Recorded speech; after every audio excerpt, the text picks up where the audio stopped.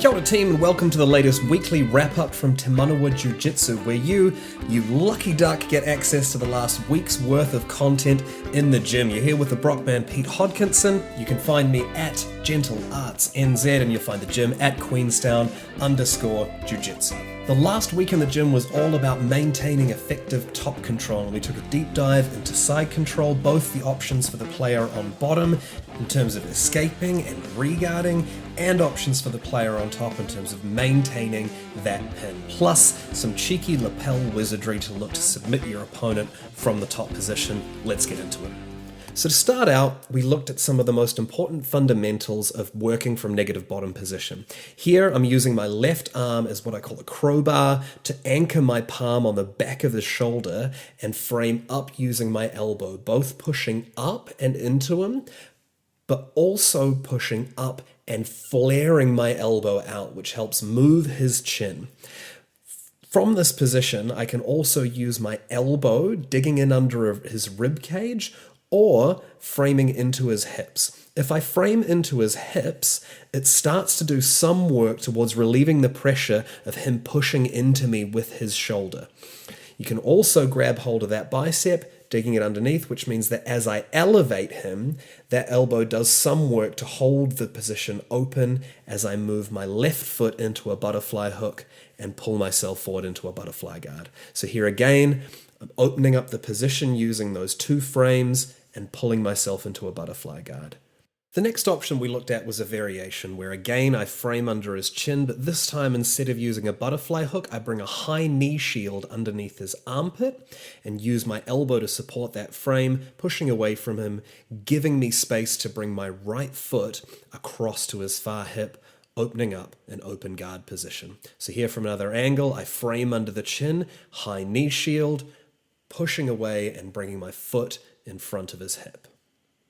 The next idea that we talked about is called the upa sweep. So in the same way as before, I'm framing under his chin, grabbing his bicep, and my elbow is underneath his belly, but I reach deep to his far tricep this time, feet close to the hips, and bridge up and come over.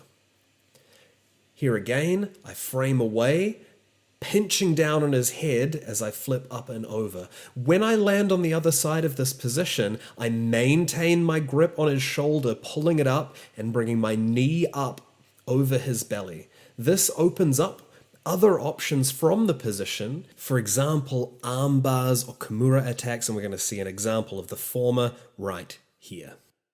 So what does this mean for the top player? Well, as soon as I see these grips come into play, I want to block the hip, cut a 45-degree angle, pressing down into that shoulder. This combination makes it impossible for him to get the lift that he needs to roll me over. If I stay perpendicular with my center of gravity crossing his center line, I'm going to end up in trouble. So I also drop my hips in this situation, which will prevent him from flipping me over. Final word to the wise on this position, if you're not effectively pinching down on the head, this also opens up submission, so make sure you're effectively squeezing your elbow over the head when you roll. Continuing to explore our bottom player's options, we looked at an underhook attack on the back. So as we get this knee shield position, often my opponent will try and beat my bottom knee coming around in a semicircle. So I use that moment to shoot in with an underhook and attack the back. Again, I frame, bring in my high knee shield, he tries to beat my knee, so I scoot out the back. Now what this means for our top player is we have one option here to underhook the arm with a whizzer-style grip as he reaches for the underhook, scoot that behind his neck and spin around the top to maintain a side control from the other side. Again, if I try and attack my underhook and he underhooks, I can spin back around to the other side. We drilled this for quite a while, and I find it quite a useful drill to get used to switching between side controls as our opponent is pummeling from an underhook, either straight from side control or from the passing position that we looked at previously. So finally, we looked at some options utilizing our opponent's gi to our advantage when they're trying to establish these frames. Obviously, if I let him frame up into me, he's going to be able to open up space and reestablish a guard. So instead of allowing this, I start to beat his elbow by opening his gi and then feeding the lapel over the top of his elbow to my other hand in the crossface position. This is called a chicken wing and is a really useful way of preventing him from establishing pressure from the bottom. Once I've done this, I can obscure his view using my head and start to unpick my own lapel and feed that over the top of that same wrist. And as he's trying to push away, I release one grip and then establish another grip on my own lapel. From here, I can block his hip and I switch my base, turning around above his head, lowering my chest and bringing my head to his far knee, straightening my arm and getting the tap.